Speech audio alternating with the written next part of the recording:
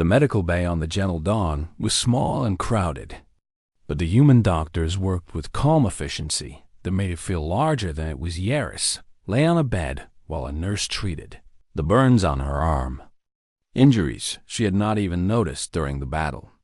And she watched with confusion as the same care was given to her crewmortal sat across the room with bandages on his head and a human child sitting next to him, talking to him about the game she played on her tablet. The child was not afraid of him, and her parents stood nearby watching but not interfering, as if a mercenary who had tried to kill them was just another patient in need of care. "Why?" Yaris asked the nurse, a young woman named Kim Yuna, who hummed softly while she worked. "Why are you helping us?" Yuna paused and looked at her with eyes that held no anger, only tired compassion. "Because you are injured," she said simply. "And we help injured people. We attacked your ship," said Yaris. "We killed your crew members. We would have killed everyone aboard if we could." "Yes," said Yuna. "And now you are prisoners who cannot hurt us anymore. What would be the point of hurting you back?" Yaris had no answer because in her world the point was obvious. Vengeance and dominance and the satisfaction of making enemies suffer. But humans did not seem to live in her world, and the rules that governed them made no sense to her hunter's mind. Captain Park entered the medical bay and walked to her bed, his face tired but his posture straight. "We will reach Outpost 17 in 6 days," he said. "They have judicial authority in this sector. We will transfer you and your crew to their custody, along with evidence of your attack. You could kill us," said Yaris. "No one would blame you. No one would know." "We would know," said Park. "And that matters more than what others think." She stared at him and tried to find the angle, the hidden motivation, the secret benefit he gained from showing mercy. There was nothing. Only a man who believed in something she could not understand. Days passed slowly as the Gentle Dawn limped toward the outpost with salvaged parts from the Crimson Fang. Keeping her systems running, soon Mireille worked around the clock to restore full power, and Yaris watched her from the small cell where she was kept, marveling at the engineer's tireless dedication. "You could have died," Yaris said one day when Mireille passed her cell. "When you came to the connection tube, you were alone and I was armed.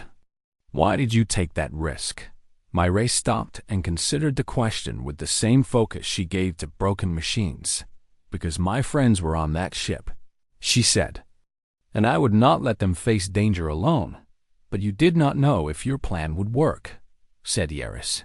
"No," said Mireille. "I only knew that I had to try, and that is enough for humans." She walked away, and Yaris sat in silence, turning the words over in her mind like strange artifacts from an alien world in Outpost 17. The authorities took custody of the mercenaries and began processing the evidence against them. The trial was brief because the evidence was overwhelming, and Yaris received a sentence of 15 years in a rehabilitation facility with the possibility of early release for good behavior. Her crew received similar sentences, and the Crimson Fang was confiscated and sold to pay damages to the families of those who died in the attack. It was not justice by Vela standards, which would have demanded execution or servitude. But humans had different ideas about punishment and redemption. Yaris spent her years learning those ideas, studying human history and philosophy and art, trying to understand the species that had defeated her so completely. She learned about their wars, more terrible than any conflict in Velith history, and their kindness, more profound than anything her people had ever shown. She learned about their short lives and how that brevity made them treasure every moment, every connection, every act of love and courage. And slowly, painfully, she began to understand what Kravithuan had tried to tell her in that bar so long ago. Years later, after her release and her return to civilian life, Yaris found herself back on Thornmark Station. She was different now. Her bioluminescent skin dimmer than before, and her 4 eyes carrying a weight that youth did not understand. The bar was the same. Grimy and loud and full of hunters celebrating contracts and dreaming of glory at a corner table.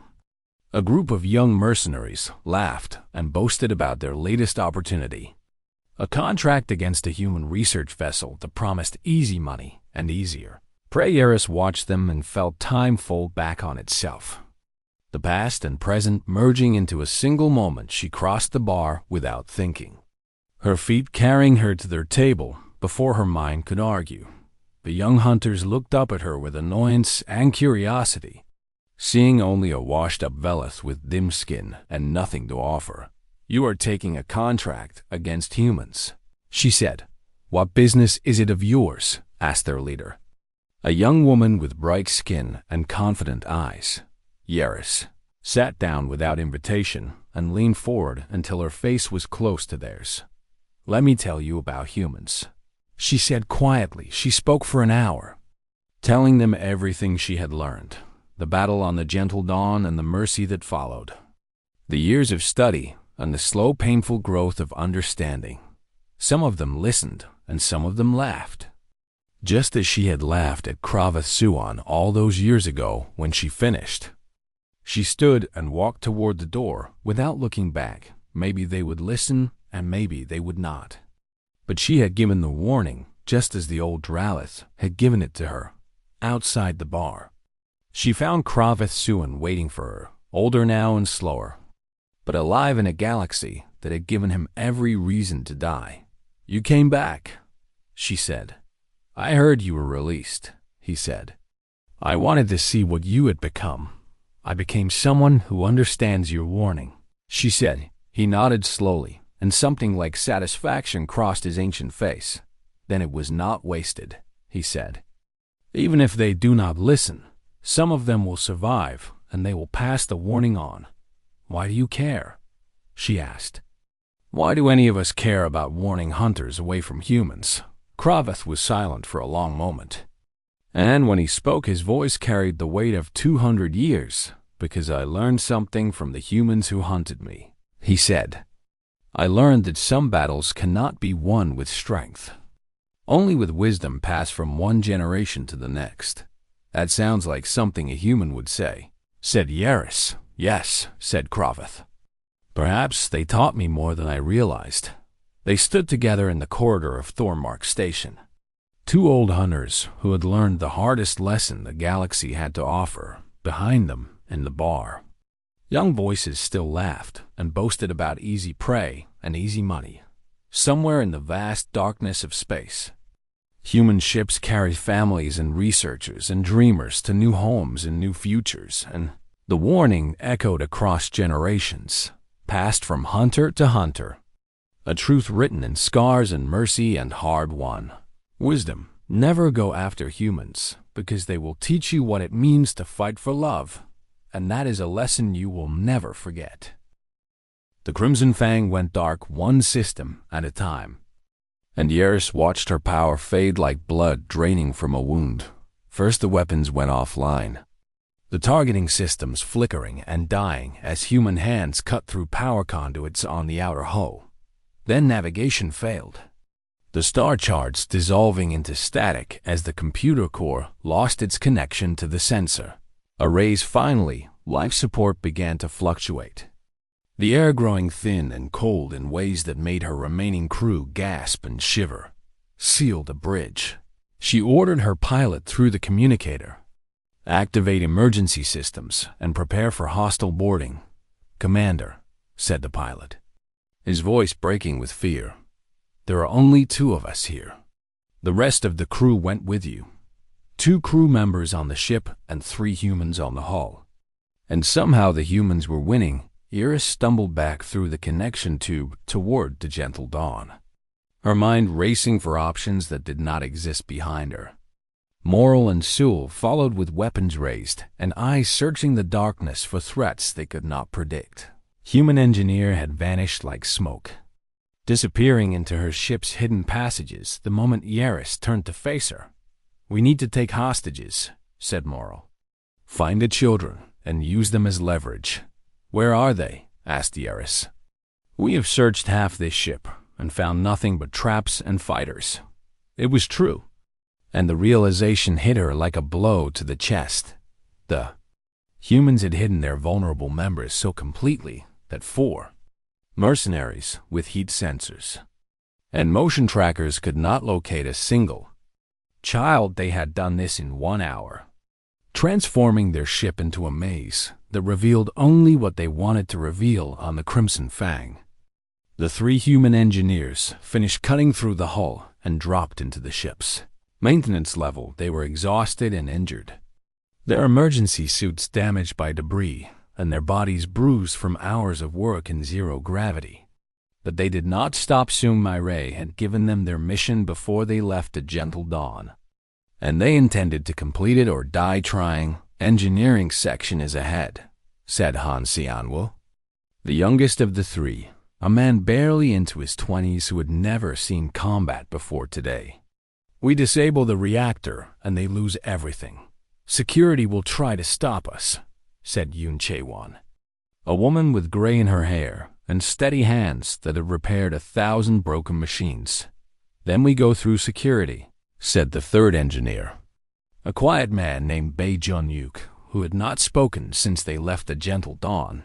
They moved through the enemy ship like ghosts, using maintenance passages and service tunnels that every ship shared, regardless of who built it. Engineering was their home, the language of machines their native tongue, and the Crimson Fang spoke to them in systems they understood.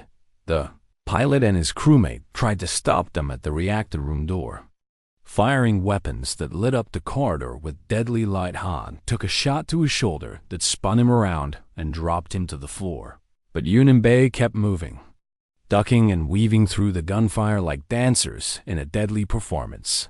Yun reached the first attacker and slammed her cutting tool into his weapon arm, not killing him but disabling his ability to shoot. Bei tackled the pilot and they went down together, struggling on the floor while Yun moved to the reactor controls. She did not try to destroy the ship. That was not the mission. She simply shut everything down and locked the controls with codes the mercenaries would never break. The Crimson Fang died around them, every light and sensor and weapon going silent at once. Back on the gentle dawn, Yaris felt the connection tube shudder as her ship lost power. Entirely emergency lighting flickered on in the tube, red and dim, and she could see the Crimson Fang drifting now, dead in space with humans in control of its heart. It is over, said a voice behind her, and she turned to find Captain Park Doha standing at the entrance to the tube with a dozen armed colonists at his back. They were not soldiers. She could see that clearly, just normal people with improvised weapons and tired eyes. But they stood like an army, and they looked at her without fear. How? She asked, and her voice cracked on the word. How did you do this? Park walked forward until he was close enough to touch, and his eyes held something that she could not name. You asked the wrong question, he said. You should ask why, then why, she said. Because those researchers you wanted to take are working on medicine that will save children on 6 different colonies, said Park. Because the families on this ship sold everything they had for a chance at a new life. Because my crew has worked for years to keep this old ship flying so people could reach their dreams. He paused, and his voice grew softer but no less strong. Because we are humans, he said, and we protect what we love, not with strength of weapons or technology, but with everything we have and everything we are. Yaris looked at her 2 surviving crew members and saw the fight drain out of them like water from a broken cup. She let her weapon fall from her hand and heard it clatter on the floor of the tube. We surrender, she said, and the words felt like stones in her mouth. The colonists moved forward and took their weapons, handling them with care that surprised her. After everything that had happened, no one struck her or insulted her or treated her with the cruelty she would have shown in their place. Take them to the medical bay, said Park. Treat their injuries alongside our own captain, said Jiwoo, limping forward with blood still seeping from her wounds. They killed our people. I know, said Park. But we are not them. We fight to protect. And when the fighting is done, we remember how to be human again. Eurus did not understand. And the confusion must have shown on her face, because soon Myrae stepped forward with something like pity in her eyes. This is why you lost, said Myrae. You fight because it is your job. We fight because we love each other. And when you fight for love, there is nothing you will not do to win. She paused, and her voice grew hard. But love also teaches us when to stop, she said. And that is a strength you will never have. They led Eurus and her crew away. And behind them, the gentle dawn hummed back to life as human hands began the work of repair.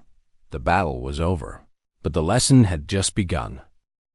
The first mercenary died without seeing the face of his killer, and his body hit the floor before anyone understood what had happened. Keth had been moving through a side corridor when the gravity shifted beneath him and slammed him into the ceiling with force that cracked his skull against the metal plates. By the time Eurus reached his position, he was already cold, killed by a ship that should have been nothing more than walls and wires. They are using the gravity systems against us, said Morrel, his voice tight with something that might have been fear. How is that possible?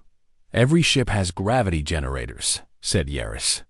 Focus on the mission and stop asking questions. But she did not have answers, and the uncertainty gnawed at her confidence like acid eating through metal. They pushed deeper into the ship. 6 mercenaries, now instead of 7, and the corridors seemed to stretch longer in the darkness. The temperature kept changing, freezing in some sections and burning hot in others. And the Velith crew struggled with cold-blooded bodies that could not adapt as fast as the ship demanded. Eurus spotted movement ahead and fired her weapon without hesitation. The energy bolt lighting up the corridor for a brief instant. Human woman stood there with a maintenance tool in her hand and blood running down her arm where the shot had grazed her. But she did not scream or run instead. She threw the tool at Eurus with all her strength, and then dove through a doorway that sealed behind her before anyone could follow. She was wounded, said Morrel with confusion in his voice. Why did she not flee? Because humans do not think like other species, said a voice in the back of Eurus's memory. The old hunter's warning that she had dismissed as cowardice. She pushed the thought away and signaled her crew to advance. The second mercenary died in what should have been an empty storage room, when a panel in the ceiling gave way and 3 humans dropped onto him with sharpened tools and desperate strength. They were not soldiers. Eurus could see that immediately. Just an engineer and 2 researchers who had probably never held weapons before today. But they did not hesitate and they did not hold back. And by the time her crew responded with weapons fire, the mercenary was dead and the humans had vanished through a maintenance shaft. One of them was bleeding badly from a wound that would probably kill him. But he had not stopped fighting long enough to notice. What are these creatures? Whispered one of her remaining crew. A veteran named Sul, who had hunted dangerous prey across a dozen worlds. Eurus did not answer because she did not have words for what she was seeing. Humans were supposed to be fragile. Everyone knew this. Their bodies broke easily, and they healed slowly, and they lived such short lives that they barely had time to learn anything. But these humans fought like they did not understand they could die. Or perhaps like they understood it too well and had decided it did not matter. The third mercenary fell when a security officer stepped out of a doorway and engaged him in close combat, buying time for civilians to escape through a corridor behind. Herji Wu was her name. Eurus learned later, and she was smaller than the mercenary by half his mass. But she moved like water flowing around stones and struck like lightning from a clear sky. She took wounds that should have stopped her. A slash across her ribs and a blow to her shoulder that should have shattered bone. But she kept fighting until the mercenary stopped moving. Then she retreated into the shadows before Eurus could line up a shot, leaving a trail of blood that should have made her easy to track. But The blood trail led to a dead end where the floor had been cut away, dropping into a maintenance level that the ship's plan said did not exist. They modified their own ship, said Morrow. They created hidden passages that were not in the specifications we bought. When? Asked Yaris. They only had an hour. No one had an answer. And in the silence, Yaris began to understand something terrible. Humans did not need time to prepare because they were always prepared. Not with weapons or defenses, but with the ability to adapt faster than any situation could. Change. They had looked at their home and seen not walls and corridors, but weapons and shields and traps, waiting to be created. A voice crackled over the ship's internal speakers, calm and clear despite everything that had happened. "This is Captain Park Doha," said the voice. "You have lost 3 of your crew, and you have not reached any of your objectives. I am offering you one chance to withdraw to your ship and leave. If you continue this attack, we will destroy you." Yaris laughed, but the sound was hollow, and she heard fear in her own voice that she could not disguise. "You are civilians," she said into her communicator. "You cannot destroy anything. We have not yet begun to fight," said the captain. And the words carried weight that pressed against her chest like a physical force. She cut the communication and gathered her remaining crew.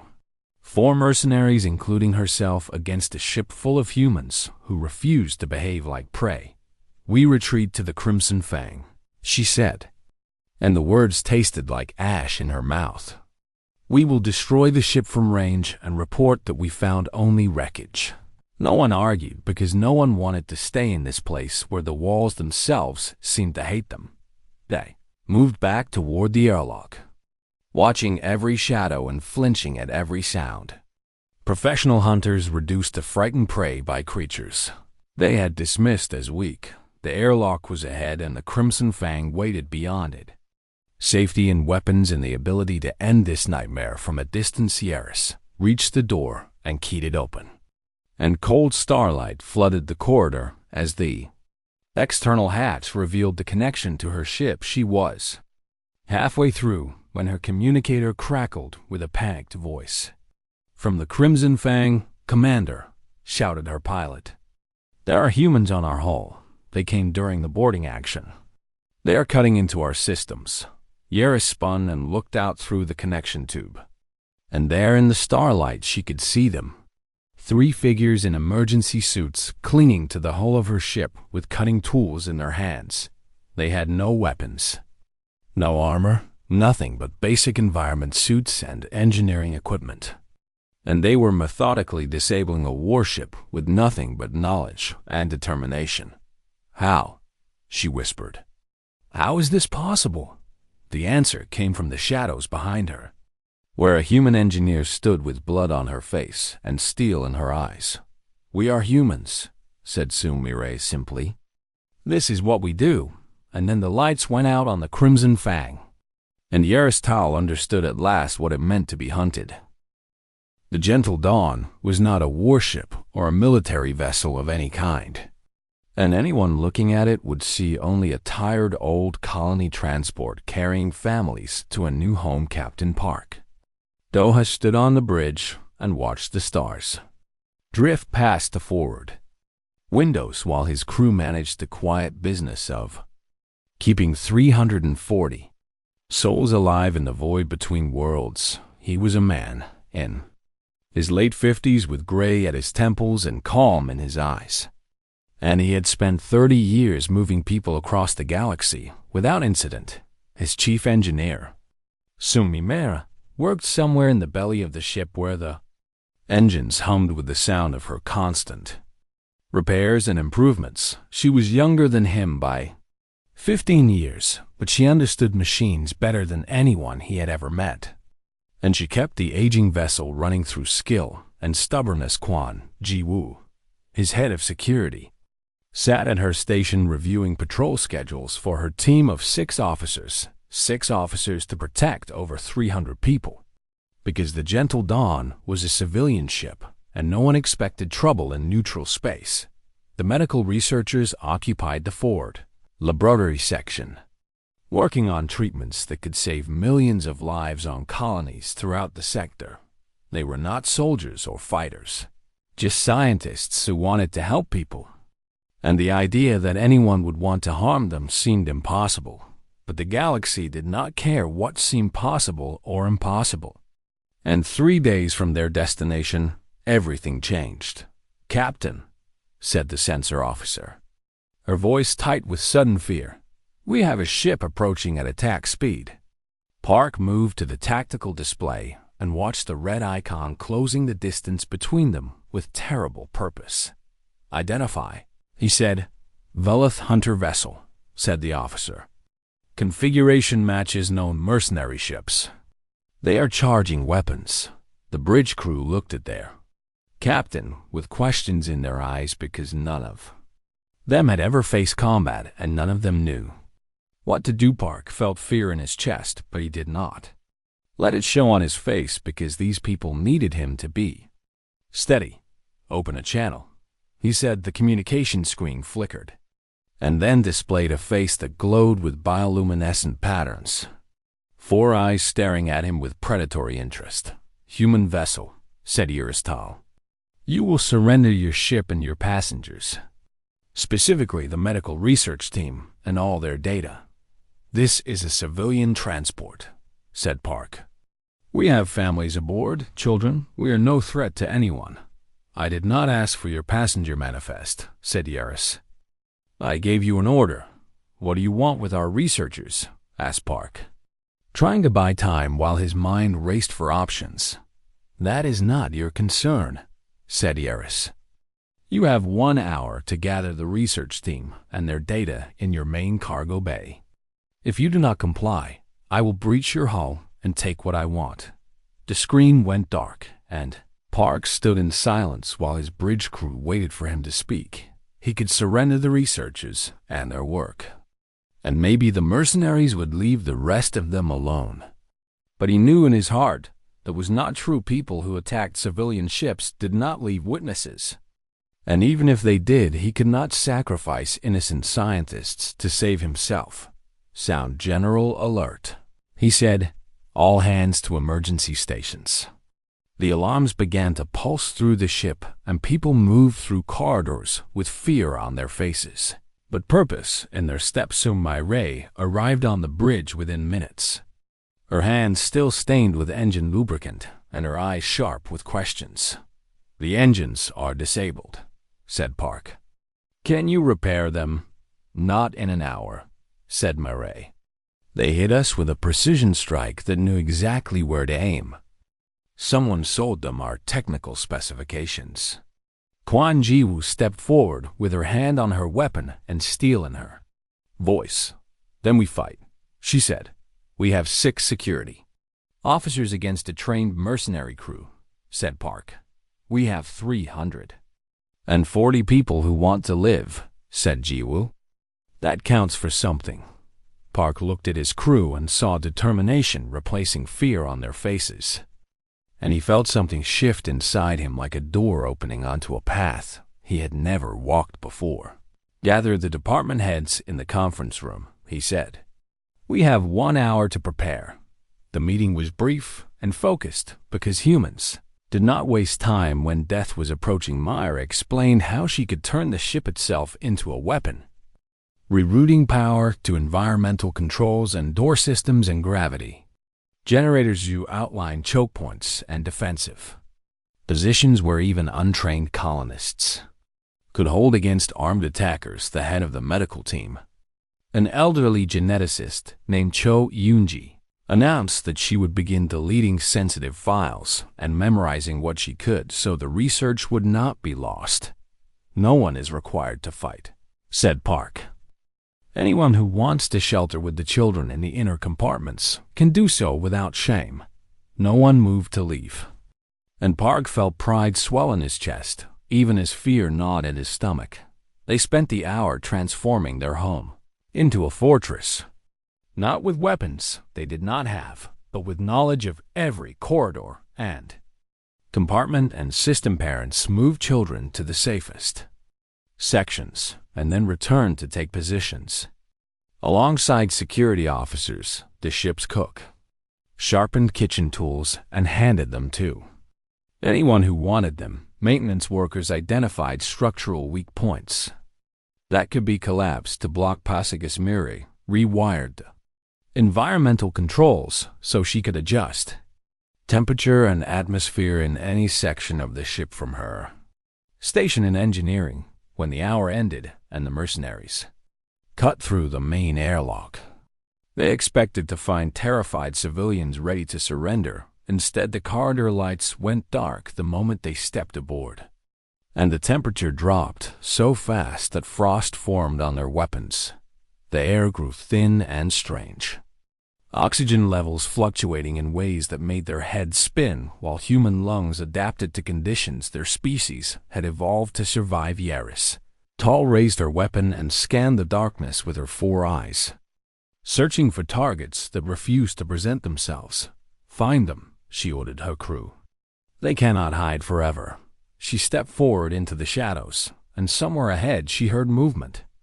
Not the panicked scrambling of prey, but the patient shifting of predators waiting for the right moment. The old hunter's warning echoed in her mind, but she pushed it away because she was Yaris Tal, and she did not run from soft-skinned weaklings deep in the ship. Soon Myre watched the mercenaries on her improvised sensor display and began the next phase of the defense. "They are inside," she said into her communicator. "All teams hold position and wait for my signal." In the darkness of the corridors, 300 humans waited with whatever weapons they had found and patience they had built over lifetimes of struggle. The mercenaries thought they were hunting prey. They were about to learn how wrong they were. The bar on Thornmark Station smelled like burnt metal and spilled drinks from a dozen different worlds. And the noise inside never stopped no matter what hour the station clock displayed. Yaris Tal sat at the center table with her crew around her, their bioluminescent skin pulsing with satisfaction as they passed a data tablet between them and admired the numbers on the screen. 600,000 galactic credits for a single job. And the target was nothing more than a human colony ship, carrying medical researchers through neutral space. "This is the easiest contract we have ever taken," said Morrill, her second in command, his 4 eyes blinking in sequence as he calculated their shares. Yaris smiled and her skin glowed brighter with pride, because she had built this crew from nothing, and now they were taking contracts that would make them legends. The pharmaceutical corporation that hired them wanted the research destroyed and the scientists silenced, and they were willing to pay more money than Yaris had ever seen in her 40 years of life.